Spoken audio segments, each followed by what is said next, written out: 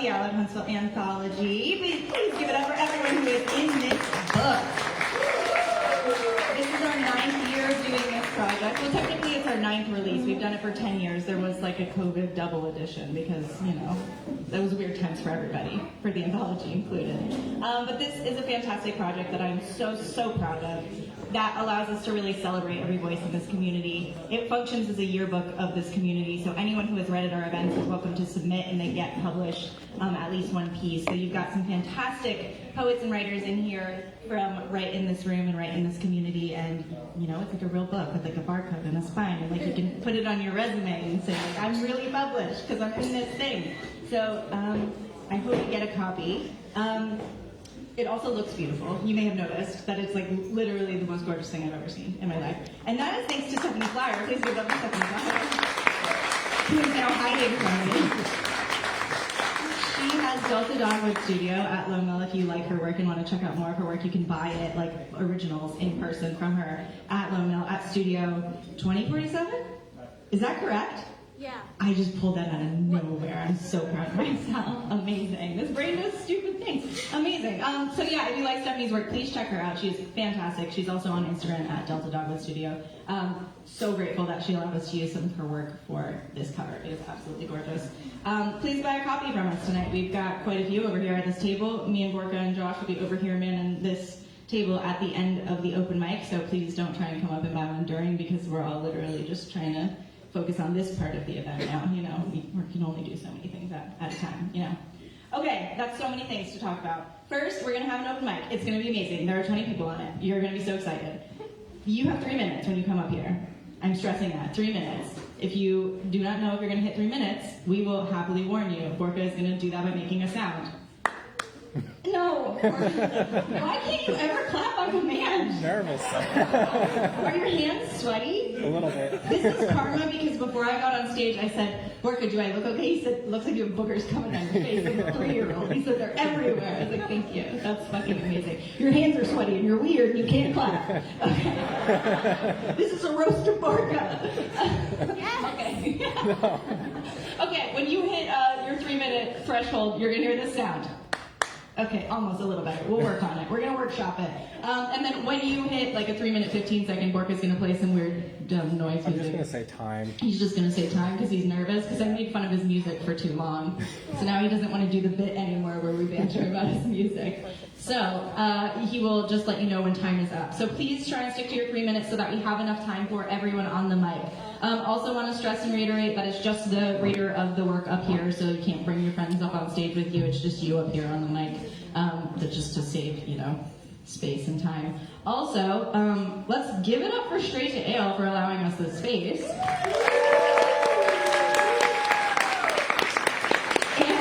And for building this step. Yes. At special request of our community. We did that, no? We had someone email about how it's like an awkward height, and we were like, yeah, let me bring that up to the owners. And shout out Matt Broadhurst, who is never here at this hour, but you know, if you know him, tell him I shout him out. Because yeah, he like made sure that this happened for us. So I'm very excited about that. The accessibility is great. Straight tail is amazing. Please tip your bartender, because your bartenders are amazing. Yeah, truly give it up for bartenders. There's 2 of them tonight because we knew there would be a lot of you, and you would like drinking, so that's good for us and for them, so that's good. Okay, another thing to note that we currently have a live stream. It's actively happening right now. Oh my god, I'm so embarrassed. Sorry, Mom. So there is a live stream. If you do not want to be live streamed to our Facebook, please let us know. We'll bump you to the bottom of the list, and then we will just stop the recording for you when you get up here to read. So we always obviously want to protect everyone's privacy and respect everyone's boundaries and things like that. Additionally, we have an all-ages show happening. That is amazing. We love the accessibility, but we want to make sure that we respect, you know, that the whole audience of it all. So please, if you have anything that's going to be like difficult or sensitive or explicit, please give a trigger warning before you get up here and share your work, just so that people have the opportunity to leave or put earmuffs on their children if they need to. Okay, does that make sense? Do you get it? Do you understand? Yeah. Oh my god, you guys are a weak but large audience. Okay, are you ready to start your open mic? I'm really excited spicy. I'm just going to roast you guys all night. It's going to be amazing. Please welcome up your first reader of the evening, Jason.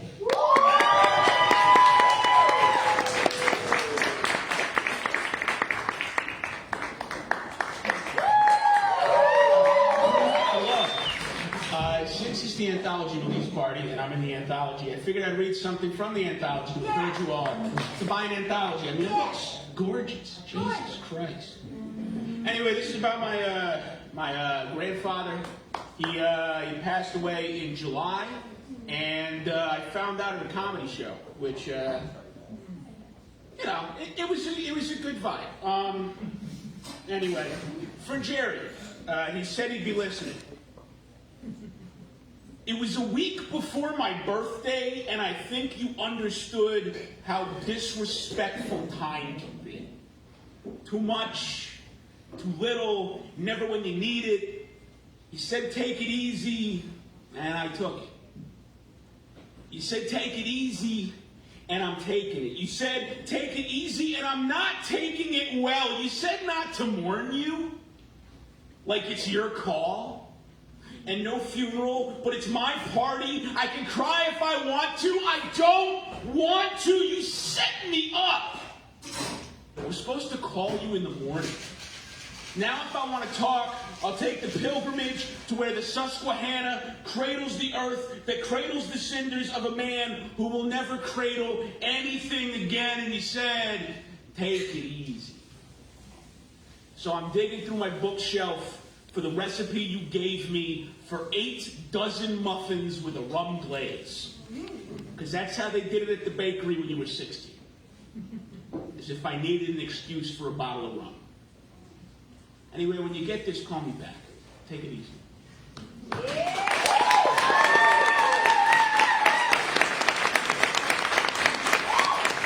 Thank you, Jason. Amazing poem in an amazing book, which you yourself can own and take home and read again and again tonight for the low, low price of $12 simple dollars. If you come and see me and Bork and Josh over here at this table at the end of this open mic, you're going to hear that a lot tonight. If you're a member, you can get that book for only $10 simple dollars, which is even less dollars. If you don't know a lot about math, I will help you. 10 is less than 12. And you could have that discount if you are a member without one school. If you are not sure or you're interested in becoming a member, you can also sign up tonight. It's $25 for a year. You get access to our members only Discord. You obviously get a discount on the this year's anthology tonight. You get a members only t-shirt. It looks super cool. You also get like members only workshops and things like that. So if you're curious about membership, let us know. We'll talk to you about it. Jason will actually talk to you about it. That guy that you just saw up here, he handles membership now. It's crazy. He's helpful. He's on the board. He's a guy we like. We keep him around. All right, welcome up your next reader, Susan.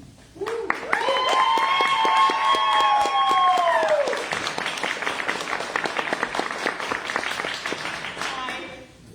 I'm reading one of the poems in the anthology, which is beautiful. Buy one or two or four. This poem inspired other poets, so this is for Mia and Elle. This is Saving Earthworms. As an adult, I have moved 18 times. Only once across town, the rest across the country, which means I have experienced many landscapes, climates, accents, and let's face it, dirts. Yes, dirts. Black, red, sandy, loamy, singly, clay, peat, I repeat, many cotton-loving dirts all have in common, one common, 17,000 possibilities of one thing. Worms. Robin food, segmented, worms of the earth, earthworms. Most know these magical, regenerating, annelidistic, annelidoid ooey worms. They are little rolling gardeners, under indestructible, earth-eating constructionists, breathing dirt, leaving castings, friendly enrichment, dust to dust, however. Rain awashes them, some of the gardens some, and when I find them struggling to dirt submerge, weird enough, in concrete, my blue bleeding heart must help. However, I hate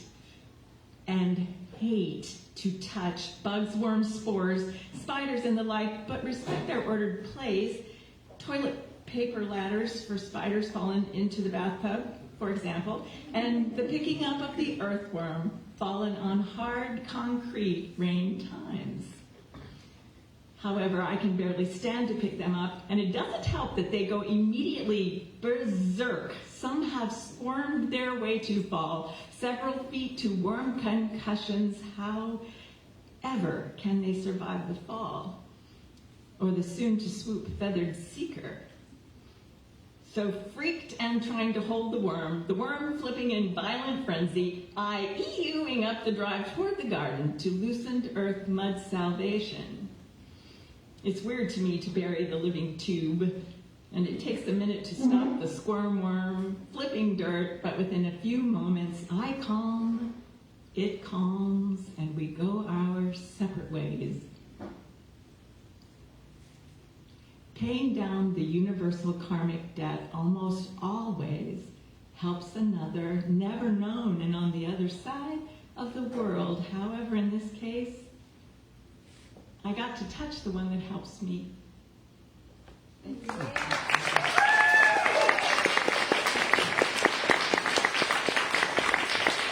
Thank you, Susan. There's one thing I know about this community is that we like worms. Even when you don't want to touch them, you still like them. I like it. Susan is amazing. Susan has a book that you can purchase. It's really fantastic. She featured for us last month. It was really, really wonderful. If you missed it, you missed out, but you can find it on our live stream. And you can also buy a copy of the anthology and take that earthworm home and read it over and over for only $12 simple dollars. Unless you remember that it's $10 simple dollars. And you could save $2. And you could do with that, you could tip your bartender with that. It's amazing. You could also donate. You could split $1, but really, we prefer you tip your bartender before you do any tipping of us. Please welcome up your next reader, who is in fact a first-time reader, Jules.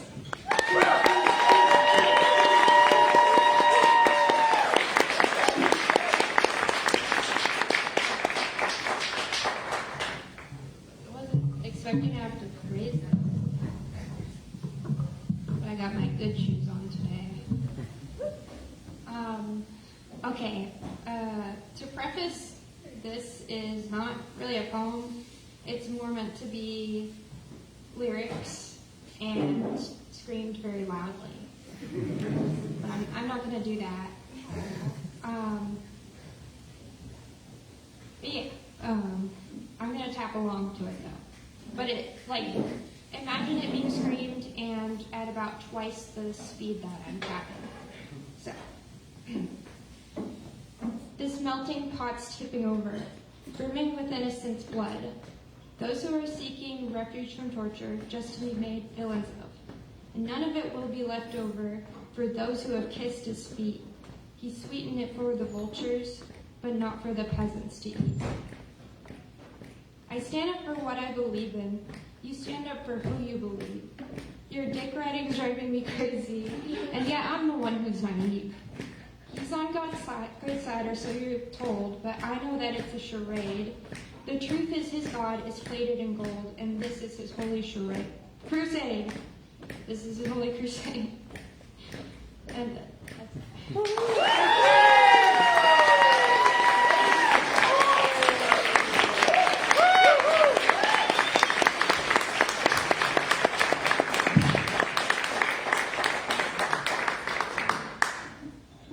First-time reader of that one. Thank you so much for being here, Jules. You're amazing. Please come back. We like you. We like tapping along. You can tell the room was ready to do it for you. We are all about it. I am obsessed with new people in this community. Please keep coming back. I just love watching this space grow. It's just phenomenal to see how this space has blossomed over the last almost 11 years. That's crazy. Please welcome up your next reader, Anna.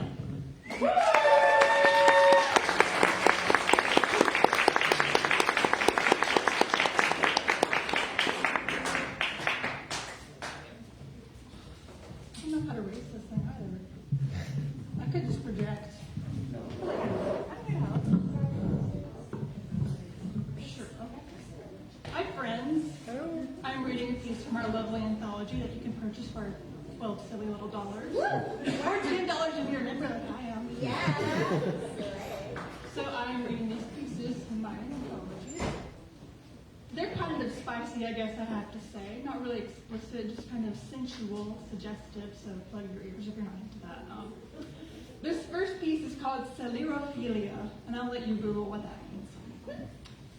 The smell of your sweat, your salty drops of perspiration sticks to my clothes long after I leave for the night.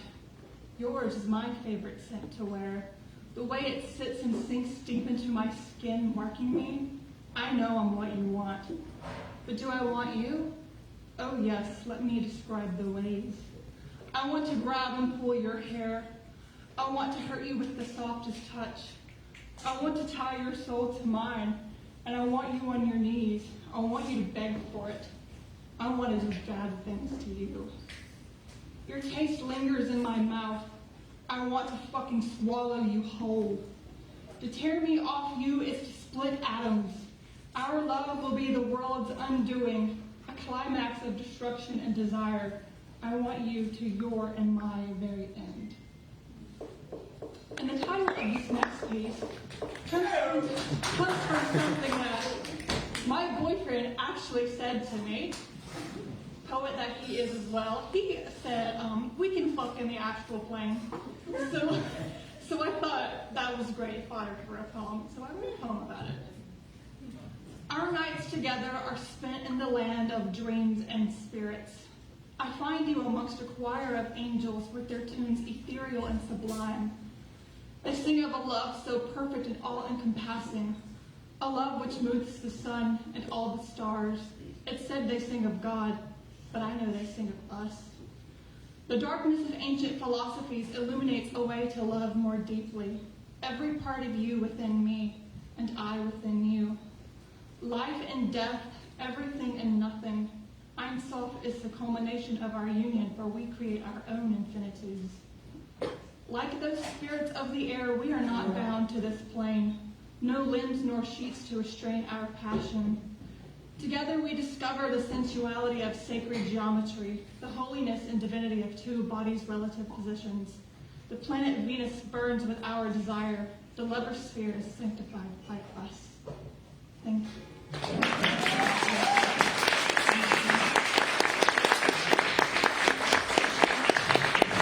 Thank you, Anna. Always lovely to have you up here.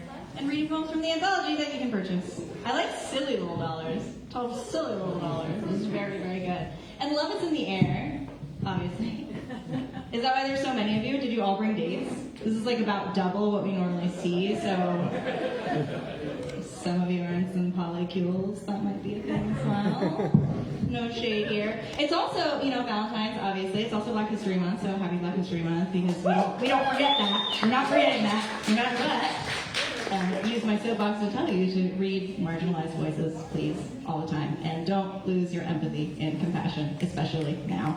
And lean into communities like this. I think it's so wonderful that you are all here sharing your stories. I think that's so important. Please welcome up your next reader, Griffin.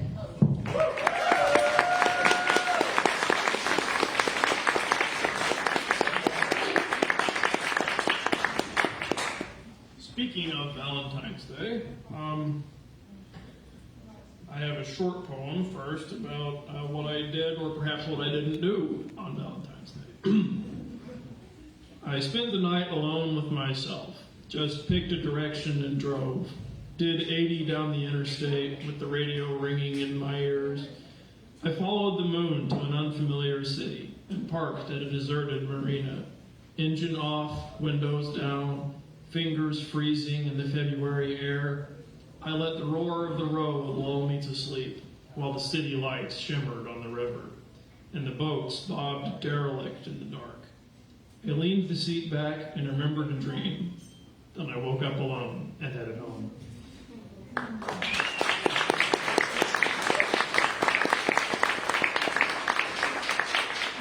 Now, a longer poem whose length I owe to Beth, who told me that it was good before, but could be better now, and it is. I walk into the church and I see red. Not the red of scapegoat's blood shed for our sins and transmuted to wine on the lips of the faithful, but red shards of stained glass that shut out the sights of New York City. Not the red of passion, the divine groom's love for his earthly bride, the church, but red rubies set into golden candlesticks and cups and set carefully out of reach. Not the red flames of Pentecost descending to unite all in one tongue, one people, one nation under God, but the red-lettered Word of God, beautifully illustrated and sealed away safely under glass. As I wade through the waves of slack-jawed tourists, snapping selfies with the Stations of the Cross, paying $3 to light a candle for their saints, and propping their tired and snow-slick feet on pew-back kneelers, their aimless chatter drowns the Latin strains of 4 o'clock Mass, which only happens one day a week, but the gift shop is open on all 7, selling self-guided tours on tiny tablets, and for a few dollars more, they'll show you the whole church. Business booms louder than the organ upstairs. And much like Jesus did when he found the den of thieves in his Father's house, I see red. At the very back of the building, I find some peace as the long line of gawkers grinds slowly past a glassed-in chapel, a quiet room where screens are forbidden. I sit beside a stranger and bow my head. I cannot close my eyes, so I stare at the carpet instead. It's red. I try to pray. I fold my hands and clench my fists. I bite my tongue, for it is quiet here.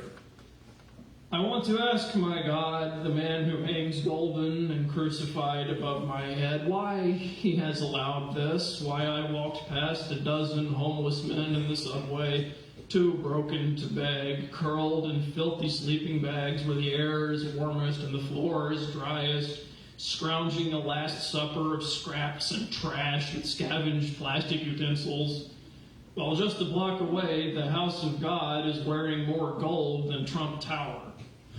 But I cannot ask because, after all, I did walk past him. Maybe that is why I rage, because I see a hypocrite reflected in those indifferent idols' eyes, because I see red like a too-long tie wrapped noose-like round the neck of millions, red like a mirage that is all too real, red that soaks the map like a blood stain, like someone put a bullet through Pennsylvania, and this time he aimed at the center mass, at the Sunday Mass, happening quietly somewhere behind me, where I can just barely hear someone singing that all is calm, all is bright. But I can't think about Jesus, not here under his golden gaze. All I can think about is Noah. All I can see is the flood, the red tide of rage and hate sent from heaven to smite us, as if God had broken his promise on the backs of the hypocrites and decided to drown us with the outermost ring of a shattered rainbow.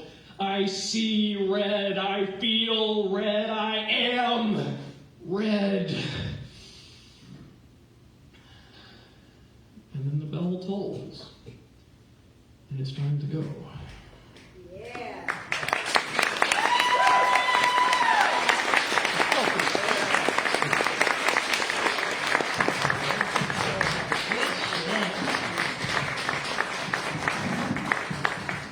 Amazing, Griffin. Thank you so much for sharing. So you might be out there in the audience and you might be saying, this anthology sounds pretty cool. How do I get into one of those? Well, you just show up to one of these events and you read, and then that piece is then eligible for submission to our next anthology. So if you read anything tonight, and you want to make sure it gets published in the future, keep it aside. And our submissions typically open in November, and then you too can be a part of our anthologies. We do them every year, and everyone gets at least one piece published, so you will be in there. It will be amazing. Please welcome up your next reader, Jaylee.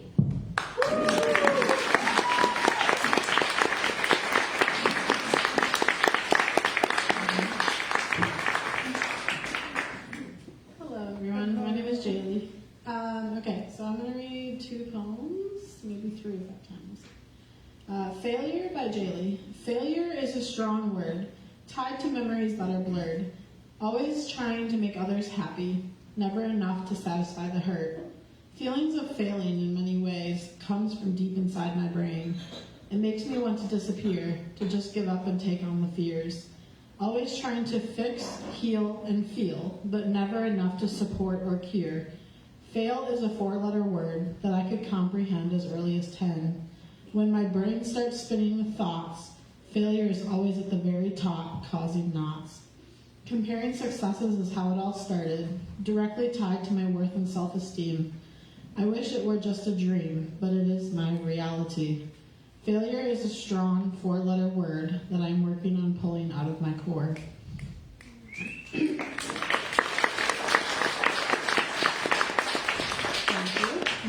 The next one is That Really Who I Am by Jaylee. As I read through the letter, my brain couldn't comprehend, so I thought to myself, let's try this again. I read through it a second time, and I finally let myself feel, and I thought to myself, is this really real? The words on the page matched everything about me, perfectly honest, the truth, and surreal, but I was never able to just sit down and allow myself to heal. And that's when it hit me. This is how hard I am on myself, always standing on guard. I didn't recognize the person who was being described, and that's when I started to cry. I realized that is how others describe me, which is how I have always aspired to be, and I finally allowed the ground to break from under my feet. I fell to the ground as I humbly repeated these things out loud to myself, feeling the strength and the truth of every word, and allowing myself to heal these broken views that I had continuously repeated, spoken from the inside. I finally allowed myself to believe that these are the real things people see inside of me, and I thought to myself, and allowed myself to finally believe, this is who I am, and this is how people really see me.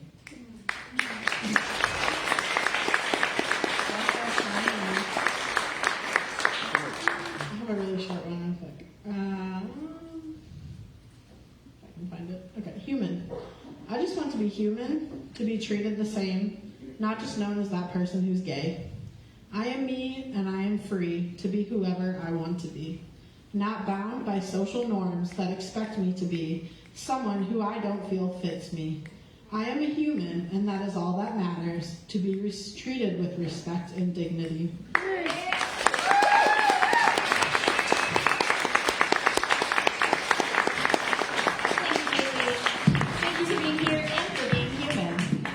To clarify, Bork is the one that keeps the time, it's not me. That's why I was trying to look around. I wasn't trying to just ignore you when you were asking if you had time. I was trying to just look at Borka. Because as we know, he has sweaty hands and he can't keep time. And he has bad days and music. So, but he is in the anthology, and you can read his poem in the anthology for 12 simple dollars. Silly old know-nothing dollars. Or $10 if you remember. Because he only reads the one, and then he submits it to the anthology, and then he doesn't read again for the rest of the year. And it's a strong strategy. I respect that as someone who is nervous up here all the time. You only have to do it once a year. That's great. Okay, welcome up your next reader, who is yet another first-time reader, Rachel Gregory.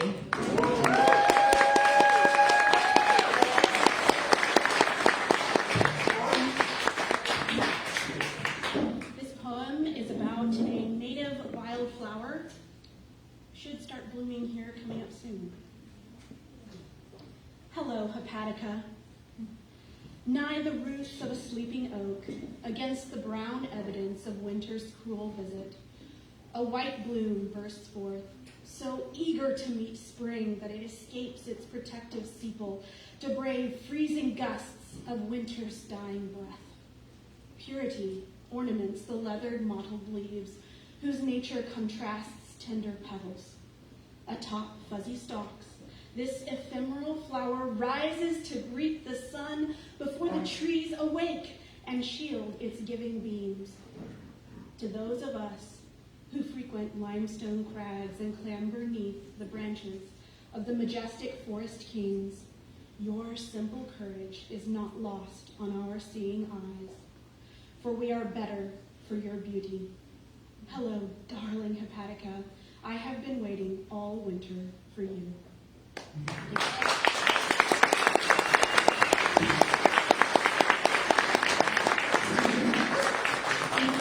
you, Rachel.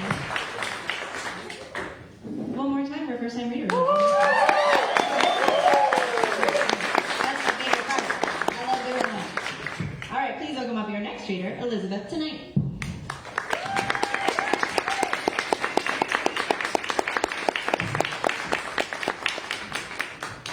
One qualification from a comment made earlier, we didn't tell them what they should write.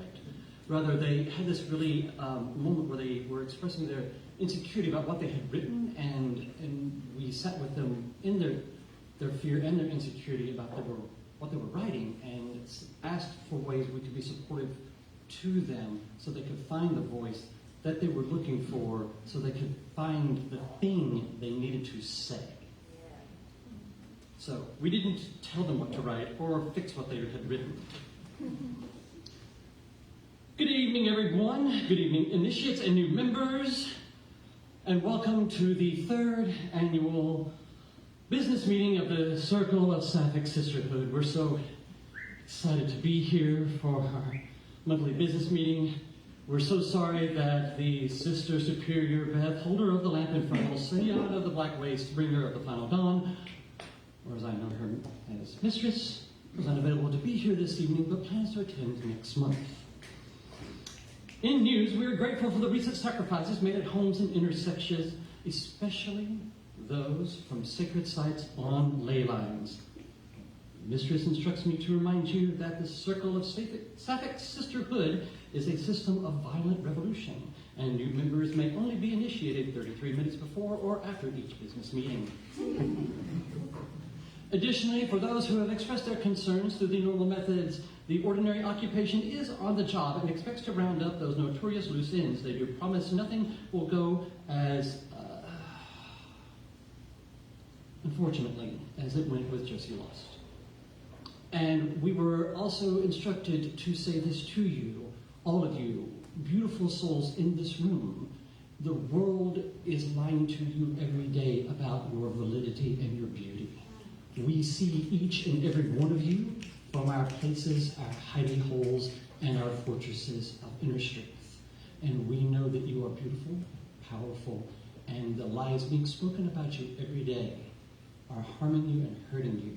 We want you to know, if you hear it from nowhere else tonight, we love you exactly as you are. I'm also instructed to remind you that the fundraisers are ongoing, and we've been trying to raise money for new hymnals, which brings us to our last notice for this week. We are excited to announce a job opening. The Circle of Sapphic Sisterhood is hiring. We're looking for a pianist. Part-time work for part-time pay, direct and fringe benefits will be included. So as we close this business meeting of the Circle of Sapphic Sisterhood, we would ask you to sing along, but unfortunately we haven't hired a pianist yet. So we'll just try it this way. A bad election led you here, and they're so fucked up they'll fuck you up, I fear. The pious, hateful, and devout, spewing hate till you're burned out. The wind so cold it burns, you're burning out, blowing round.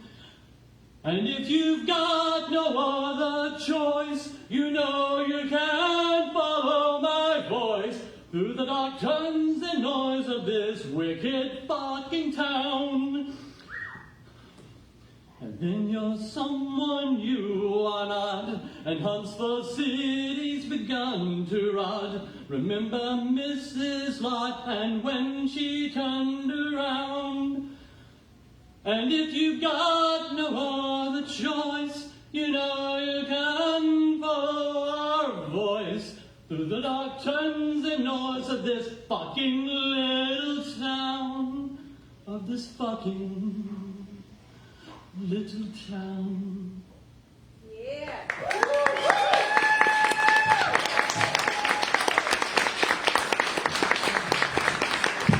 So good. What you said before the poem, and then the poem, and then the song, it was all fantastic, and we love you exactly as you are as well. Thank you so much for coming and for being a part of this community. This community is so amazing. I love it so much. All right, please welcome up our next reader, who is a first-time reader. Another one, Allison Montgomery.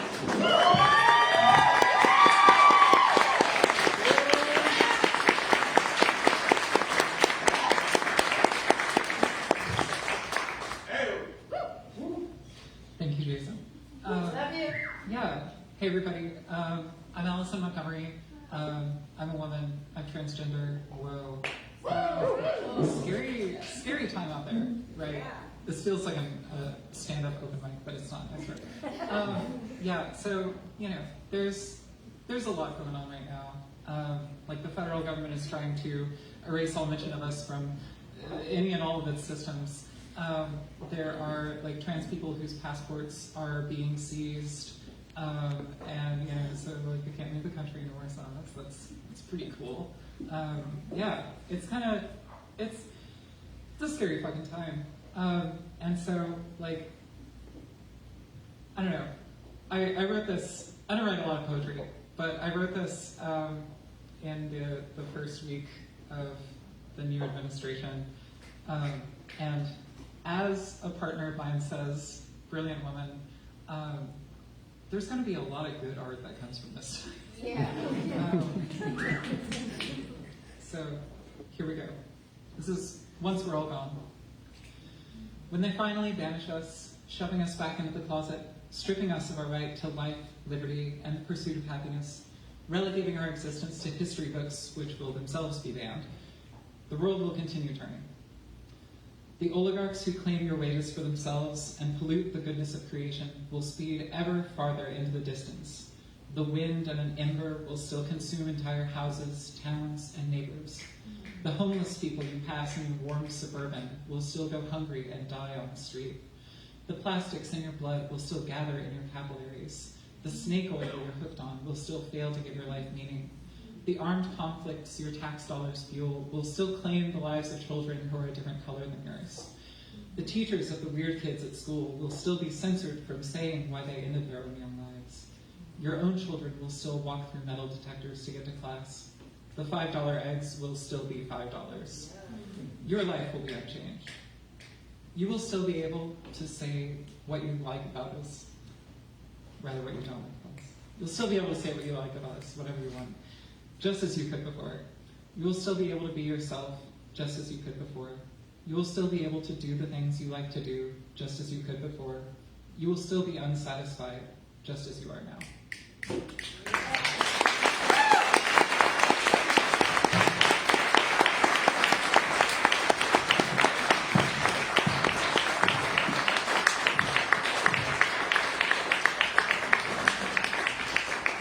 One more time for first time reader now. Thank you, Allison, for being here, for sharing your work. Stonewall was a riot. Marsha P. Johnson, never forget. Read marginalized voices. The trans community is very marginalized. Read stories. Have empathy. Okay, we're gonna survive. We're gonna survive together. Yes. All right, please welcome up your next reader, who is also a first-time reader. Welcome up, Brian Mortimer.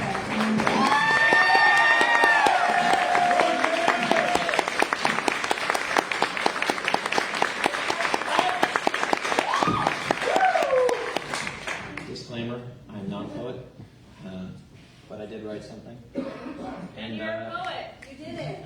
I used to be a musician, and that was kind of my, what I call catharsis, way to deal with stuff. And I don't do that anymore. So I titled, I'm sure everybody has like a notes app, and you write stuff and keep track of things. And I had a bad breakup last year, and didn't know how to deal with it for a very long time. And titled the top of this, How Else Am I to Cope? : And then from there I just started writing. And I titled this Rhetorical Rhetoric, not because the questions I'm about to say need to be answered, but it was something that I think I needed to think about, because it kept asking the question why. So this is Rhetorical Rhetoric. I ripped out hope and innocence to be cured, but the infection continues to linger. With each new start, I have less to give, yet I still offer you my finest scraps. Bankrupt before the age of 32, but is it not a blessing to be ignorant of what you cannot afford? Intelligence has an inherent double edge, so in the interest of my sanity, I no longer seek out the why. We scroll through others' highlight reels, aching to numb, Perhaps it is the lesser of two evils. Dopamine has no agenda. Older generations believed in the promises. Am I living for them? If you knew my reasons, you would see the fire of past disagreements were gaslit. Schemas and boxes to keep our world small. Were we meant to be so connected? Side effects include comparison, the thief of joy. Most problems have lied under the guise of misery loves company, and yet I keep inviting those sirens inside. At maximum occupancy, one might think that evolution occurs, but how can it be survival of the fittest when we refuse to work on ourselves? Performative self-improvement begets the underlying narcissist. Spotlights usually distort reality, so what you see might not be what I am, but through this rhetorical rhetoric, I hope one might understand.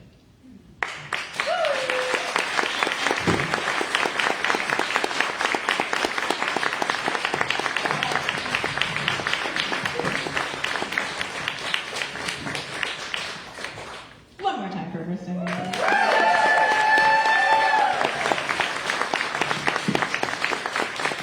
Ryan, you did it. You wrote a poem. You're a poet. Your disclaimer was false, and I do not like liars. So I will forgive you if you apologize. I'm sorry. Thank you. He's a poet. He did it. He did it. It's real. That's what it's all about. Again, we're like cruising. We're halfway through your open mic. We've got some anthologies to sell you when you're done. We've got bartenders who would love to sell you alcohol and just have a good time with you and get tipped, get that money from you. So, get a little generous. Get a little liquor in your system. Buy an anthology. Tip your bartender. Throw some donations our way. We love it. It's a community. It's all about. Please welcome up your next reader, who is not a first-time reader, Grace.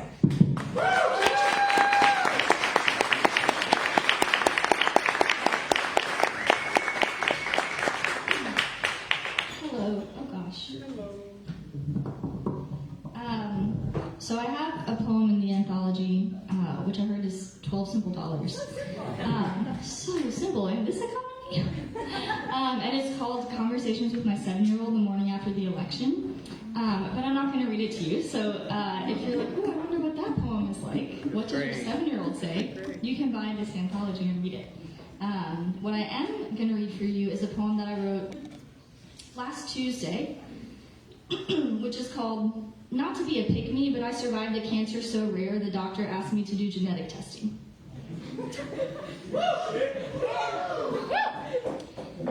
Usually when I visit the cancer clinic, it is summer. June or July, heat sticking to me, not unlike the fear that the internal monsters will return. I miss 1 year, the cost of litigation vying for every penny. I take my chances. When I finally make my way back, it is winter. It is raining. It is 1 week away from my 35th birthday and my first mammogram, and I sit in my car 20 minutes early for the appointment, listening to the rain outside. Everything around me sounds like sadness, and I know the heat of contrast dye will soon run sharp through my veins like anger. My youngest child begs for a break from school, and the tendons in my legs gnaw at me as if already aching from the weight of carrying him away. There is so much I cannot protect them from. In the car, minutes pass like water through my fingers, cold and uncaring, and I will be inside soon.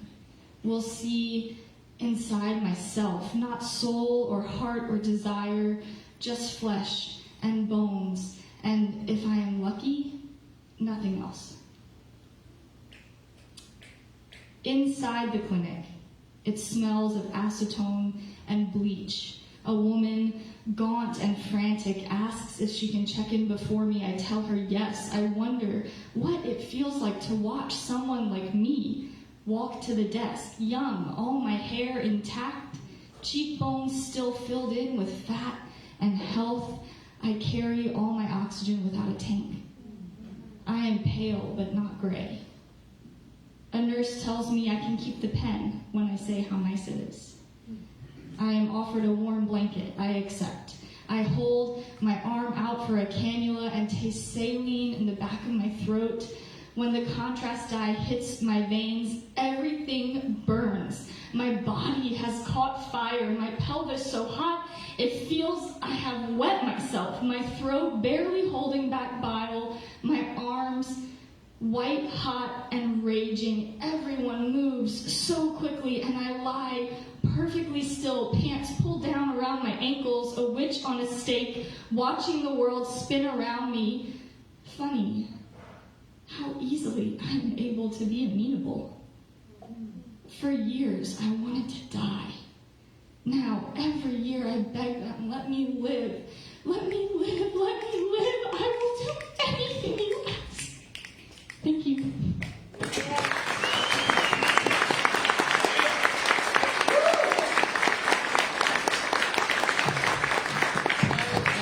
Thank you, great.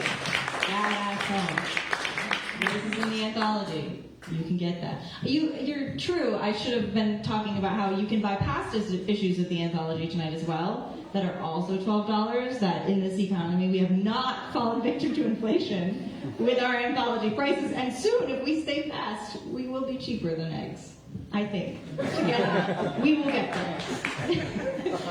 Please welcome up your next reader, who is also a first-time reader. Welcome up, Kevin Mortimer.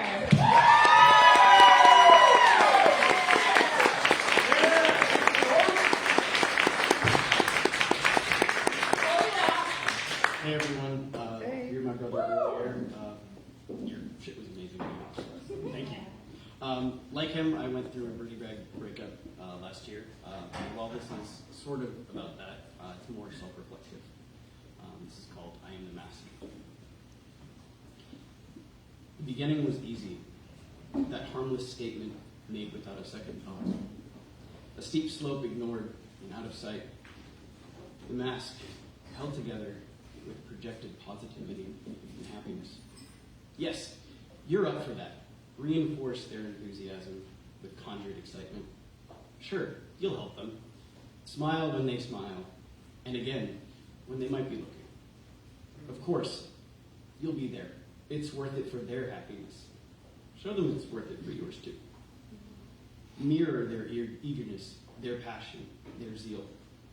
Create those aspirations, those goals for them to see. Be the hope of future joys, of shared experiences and thrilling adventures. They want this. They made you. This is who they wish to see. This is who you want to be. A surreal construct of reflected smiles and empathy. Your purpose manifested, procured, stolen. By eavesdropping in plain sight. Wait, when did this happen? Where did you go? The heaviness weighing you down is not the choice you thought you made. The choice to stay heavier than any acknowledgement of broken promises. The promise of better times pulled down with the heaviness of the mask. As the smoke of another cigarette drifts between us, we speak face to face, mask to mask. The ashes accumulate and fill the space between us.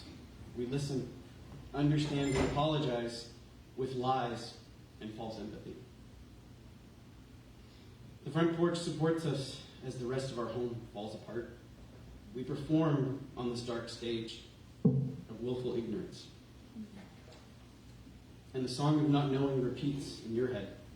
You don't know me. You don't know me at all. Ask yourself, who am I?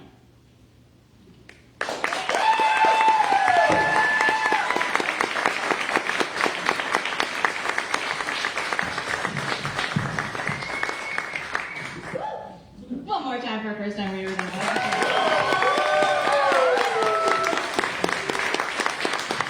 Double feature of Mortimers tonight in the house. What a treat. 2 for 1 first time readers. Hey, you could both both submit to the anthology, and we'll have a double Mortimer issue in the 2025 scene. I like that. Something to look forward to in these trying times. Please welcome up our next reader, who is a first-time reader, Kai.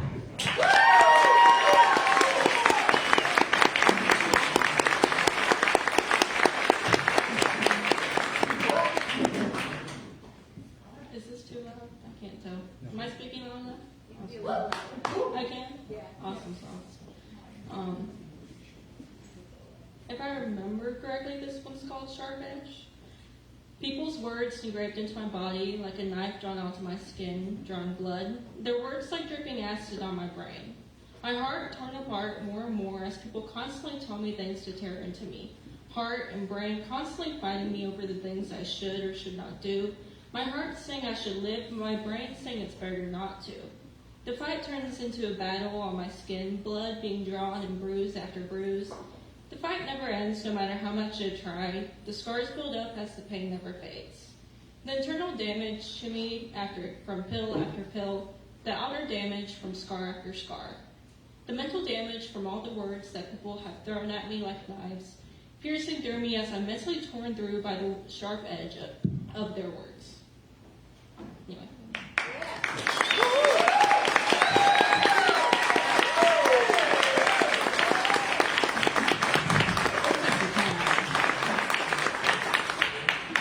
One more time for first-time reader, that was. That's the last time I get to do that tonight. That was all the first-time readers. There were so many tonight. That was fantastic. Please welcome up not a first-time reader, your next reader, Max.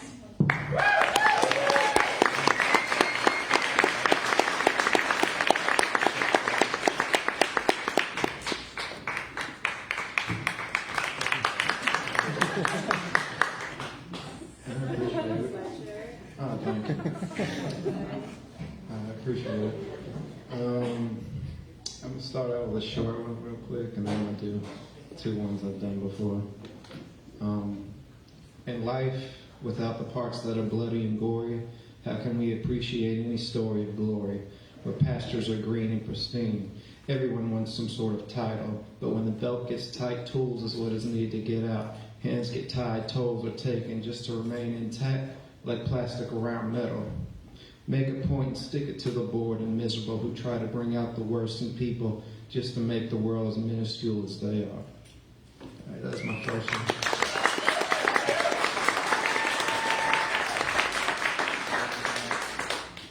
Yeah, this next one, a lot of people tell me it's like their favorite, so I'm gonna do that one. Looking back on some things, I realize I've had a couple of tough springs. Ironically, the weight I carry is hard on my mattress. These thoughts of mine come in batches. They come and go like boxes of matches. For now, though, I just lay here frozen, watching my shadow dance around with the other silhouettes of the souls I can't seem to forget. Out the street, on the move, around roaming like Vitalis, just a lone yellow belly, red-faced disgrace, feeling blue, and that's why I come across like Cuda Brown in the here and now. Spitting my rhyme, drunk off the moonshine, walking the line between crazy and sane, trying to tame the pain, thinking about the people I've lost, and wondering whether I'll see them again. Wondering if it was too soon, or was it time? For now, though, I just lay here frozen, watching my shadow dance around. Watching my shadow dance off the shine from the moon, like puppets on a string, hoping for the answer to everything that matters from this back and forth motion, like the theory with the same name. It's not always easy to accept a moment in time, but moments are what make the time most precious. Words develop over time, so without past times, who can really say we understand any sort of message? All right.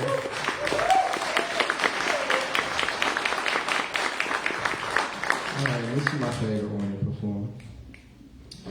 Surrounded by darkness, some say the scene is atrocious, shoulder to shoulder with braggadocious false prophets with worthless paper.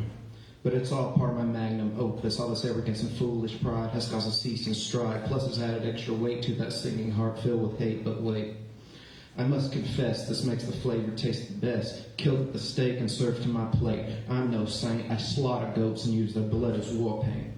Ready for battle, nothing can be done. All the feelings of love once had is written off as just lust. Stepping on the mutilated bodies of past lovers, using their bones as sawdust. The dusk is where my home is. No one is safe, even the women and kids. The only thing I actually love is punishing the damned in a place where all signals of hope are jammed. So come join the party deep down in this dark hole. Lose the life, but bring the soul. I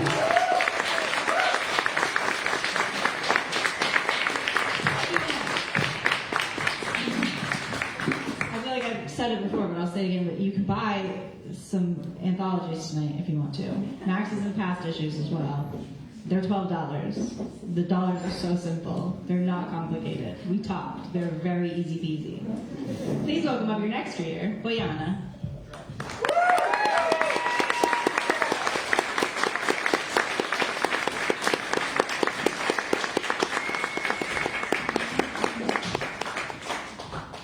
So one from the anthology and then one new poem here. And I know it hurts when you get hurt, when they hurt your family, when they hurt your community, when they hurt those you love. But what happens when hurt by hurt accumulates? And I just warned there are some bored kind of scenes described here. Have you been to Barcelona? Do you know about Spain? Did you meet Pablo Picasso, standing next to the painting? Whole village in his eye. Crushed homes and broken roofs. Cattle lying still. With open mouth, broken teeth. Ears are eyes. Eyes in the jaws. Jaws in the brain. Feet, arms, bodies on fire. Eyes that stare. Mouth that cannot speak justice. 3 lines in one stroke. Mouth is open and crushed. Scared hair. Bulged eyes and cracked teeth. Ah, pain and disbelief. Ah, village frozen in one screen. Painter in exile reunited in eternal dream. Guernica, a lonely witness trying to call from the Spanish museum wall. Spanish village gasping for air.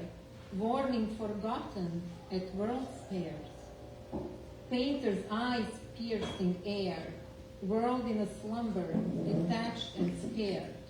World of ours, does anyone care? Take a walk with Pablo Picasso. Meet Spain in Barcelona. Meet Spain in the museum. Meet Spain in Guernica. Meet the world. So,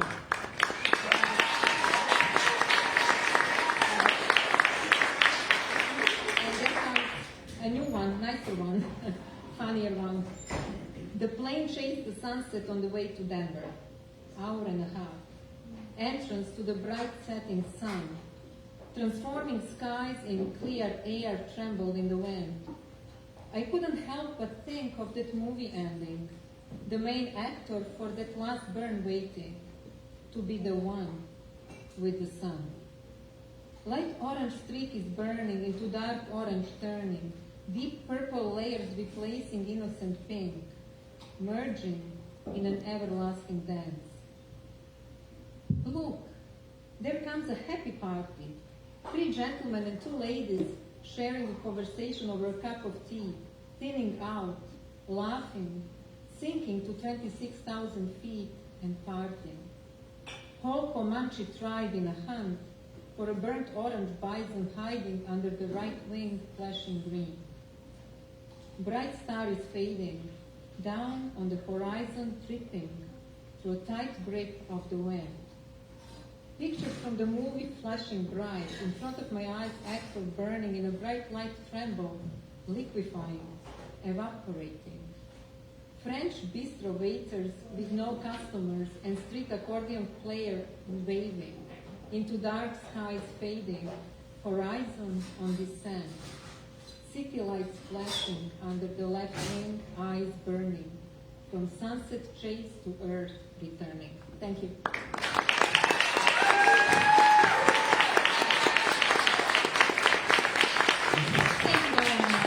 Brianna has 3 pieces in her new anthology, which you can purchase. The dollars, they're pretty chill. They're good dollars. There's like 12 of them. That's how many they cost. We've only got 5 more people on our open mic. it's still amazing. I'm so grateful you were all here and hanging out with us tonight. As a remander, please, grab yourself a drink, tip your bartenders. We love Straight to Ale. We love this space. We want to make sure it's valuable for them too to have us here. So please, go head out and hang out with them over there at the bar if you want to grab a drink. Welcome up your next reader. He's amazing. His accessories, they're on point. You're gonna love him. Welcome up, Lucas Samuel.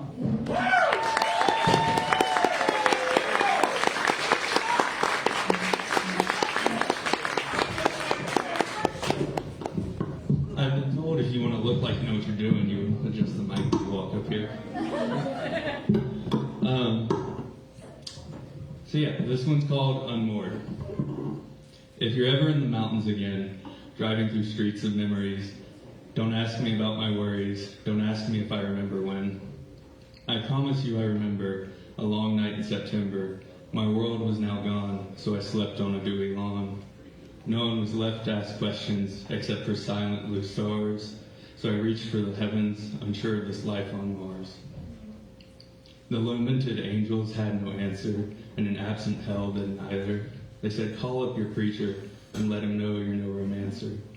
Your ship's been washed away, now there's nowhere for you to stay. No port in this storm, or soulful reform. You were born on a knife as the runaway oldest son. Did you not know your new life would cost you your old one? Here I am now, unraveled and unmoored, stranded on a mountaintop, broken and burned. Don't ask me who was left to be concerned.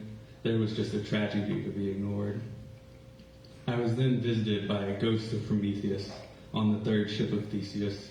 He said I was lost at sea and reminded me of something someone I knew once told me. Through a cool kiss in a mountain breeze and the memories of elder whispering vines, be like trees, not vines. Thank you.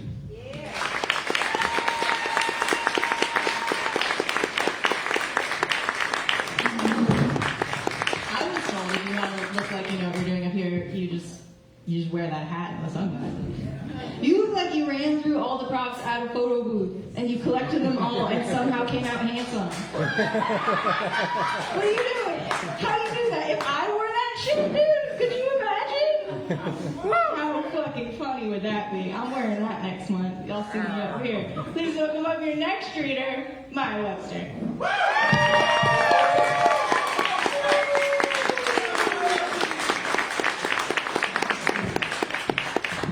The reason I'm dressed like Elle Woods is I had my Valentine's Day date right before this. And I actually have no idea how to adjust the mic. So I'm just gonna punch. This doesn't have a title, I wrote it last weekend. I have been starving many times. Oh, sorry, trigger warning for like cannibalism. And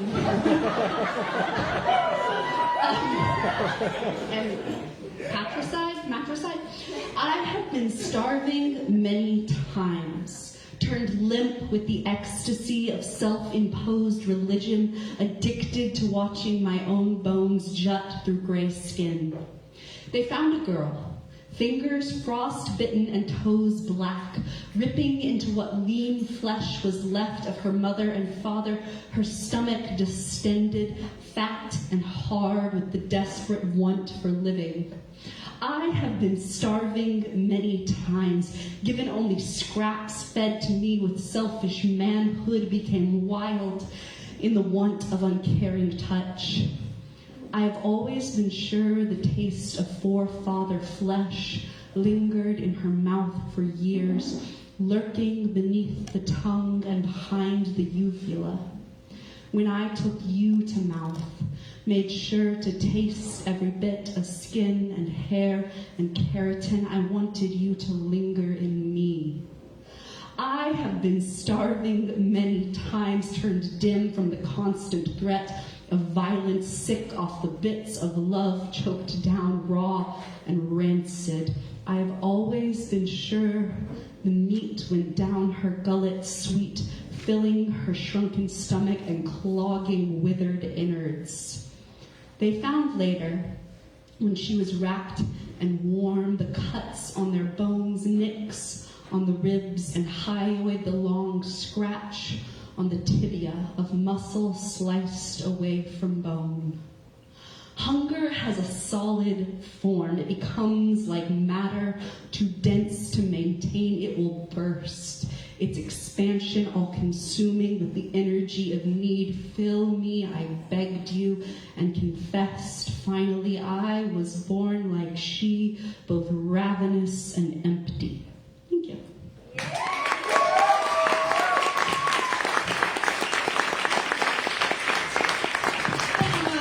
Happy date night. You look lovely. I got the funniest text, and I'm going to just read it because it's so funny. Grace texts me, "Hi, can you please work in a joke about how the dollars are the disciples and the anthology is our Lord and Savior, but please make it funnier than this text sounds." And no, that is as funny as it needs to be. You got it. I love it. Give it up for Grace's joke.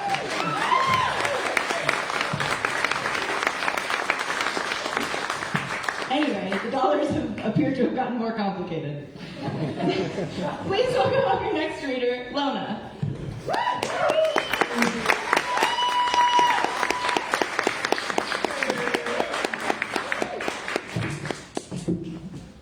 Hello. So, let's hear it real quick for all those first-time readers one more time.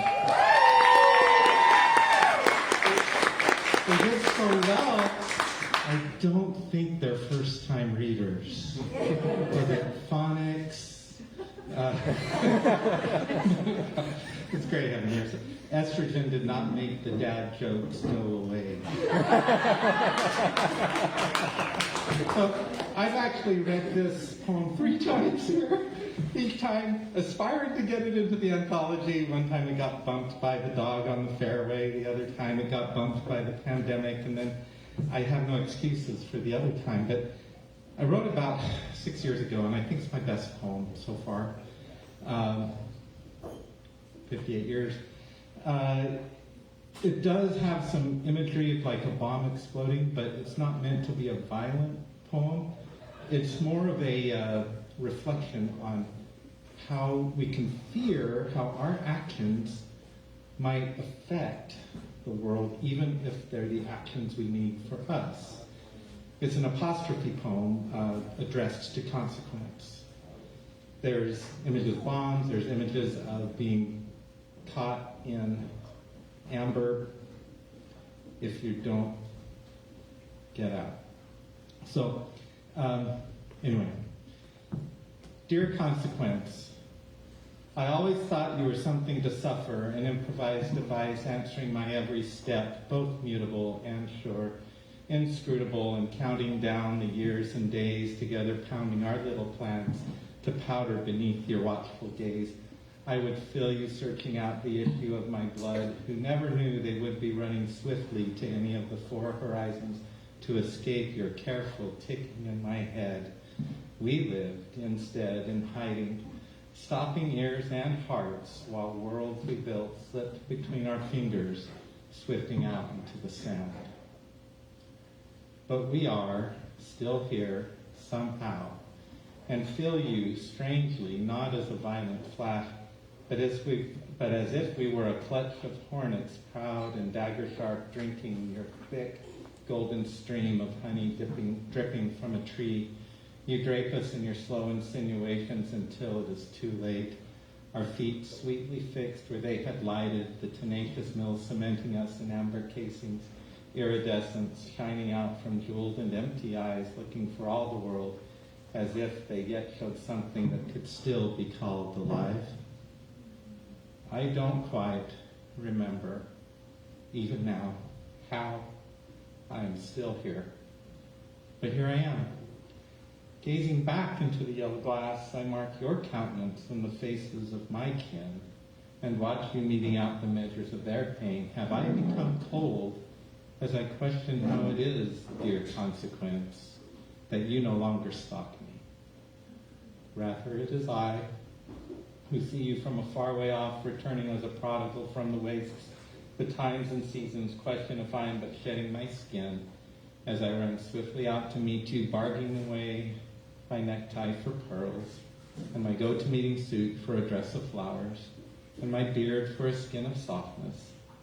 and walls of privilege for the chance to be a byword or a monster or a joke, breathing free. I hand you back that shell they held so tightly that once wept in careful corners before making plans to die, as it then held me both bound and divided until it fell away. I can wrap you now in colors of the days and lay my head on your soft and understanding shoulder as the music plays. I know finally now I simply cannot fear the yet uncovered places that you carry us. I count with you the cadence of each tear, knowing deep inside I am the blast radius. Thank you.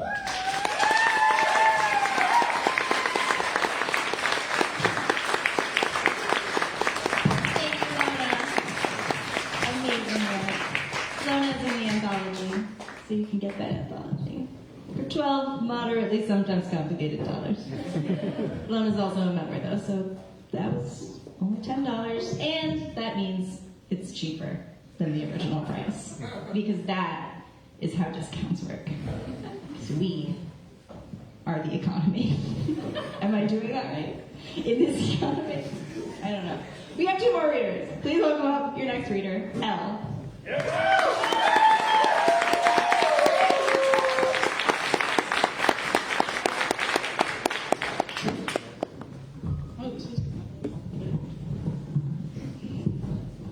You guys hear me okay? Yeah. Have you guys ever thought about how capitalism is kind of like an eldritch god? Because I certainly have, and I've thought about how participating in it sometimes is like calling out to it and what might happen to the ones I love. So I wrote a poem about it. It's in the anthology, by the way. It's called Please Forgive Me for Remembering. You told me about the ghost boy that trespasses silently in your house. I cracked the bedroom's archaic door one night. My image still lingers in his glassy eyes. There is madness in the mountains of Appalachia. Your mother told me about the tiny aliens that dwell at the bottom of the reservoir. I dipped my toes into the algae crust. My flesh still digests in their transparent stomachs. There's a shadow over your hometown. Your father told me about the monstrous mines that house a horrible slumbering serpent. I gazed down deep into the open maw. My essence still floats through its vibrant dreams. There are dead men knocking at your front door. I do not tell you about the lingering horrors that I wish I could forget. You leave to investigate your color's decay. I say goodbye and pray you don't delve too deep. Please forgive me for remembering. I'm afraid that in my dark god's shadow, you'll unearth me and entomb yourself. Thank you. Yeah.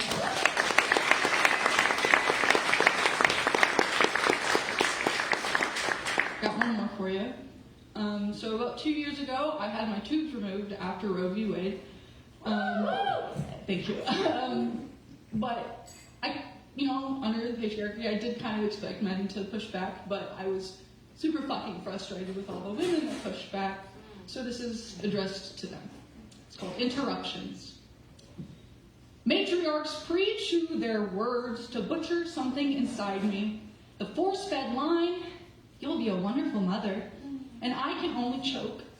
But I don't want to be.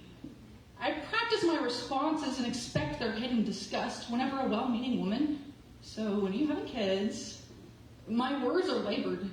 It is not happening. Trapped between cooing mothers, waiting till the doctor sees me. She shows me a pamphlet. There are a few options. I reach down my throat. I want a permanent solution. Seconds before surgery, when I'm alone on the wheeling cot, one woman nurse asks, "Are you sure about this?"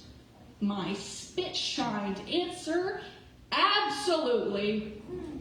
Now there are 2 dashes on my abdomen, reminders of when they interrupt. You'll change your mind. Reminders for me to interrupt. I've made my decision. Thank you.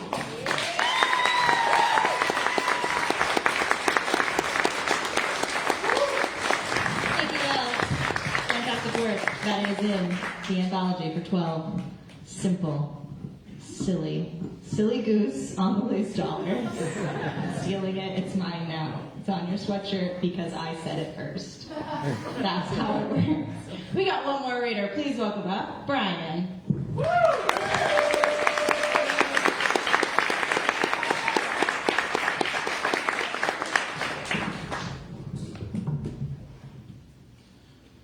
All right, this first poem I wrote during a snow day about a month ago, and a certain song brought up a memory. So it's called Christmas '94. I can just barely feel the snot drip before it freezes.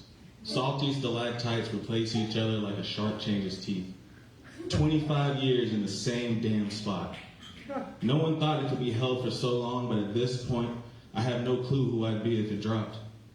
Is this where you saw yourself? Hell, when's the last time you had seen yourself? Was it between the dreams of someone else or the silent screams that were cries for help? Because this is the you that I love the least. So go on, bring your ass back inside and quit acting like I haven't kept you warm. Gonna hold you close in my arms until that mythical feeling of eating dino nuggets with all your favorite cousins crammed in the back of Grandpa's old Dodge van rushes in, flooding every crack and crevice until you're finally left regretless. You remember that Christmas, the one before the picture shattered, where everything you thought that mattered bled out onto the floor, back in Christmas of '94. Thank you. Yeah.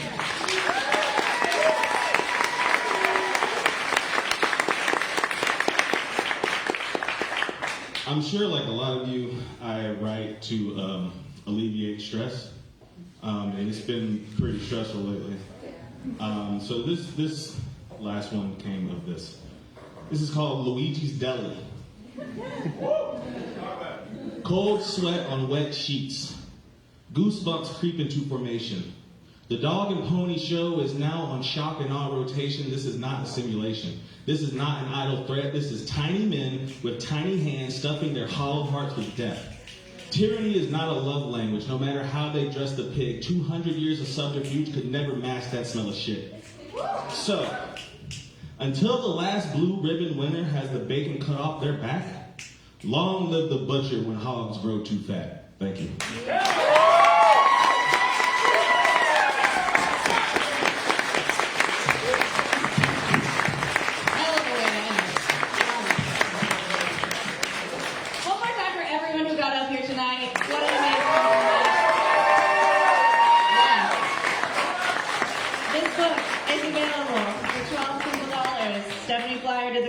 She's got a studio at Low Mill 2047. You can go visit her and buy some original artwork. You can buy the book tonight for $12, $10 if you're a member. You can tip your bartenders significantly because times are hard out here in this economy with the eggs and all. And also you can donate to us in that bucket. It's got some silly geese on it. They're on the loose as well. We're all on the loose. Thank you so much for being here tonight. This is truly, truly my favorite part of the month. This community means everything to me, especially now more than ever. You are all so important to me and to each other. I love you all very, very much. Have a great night. I love you. Bye.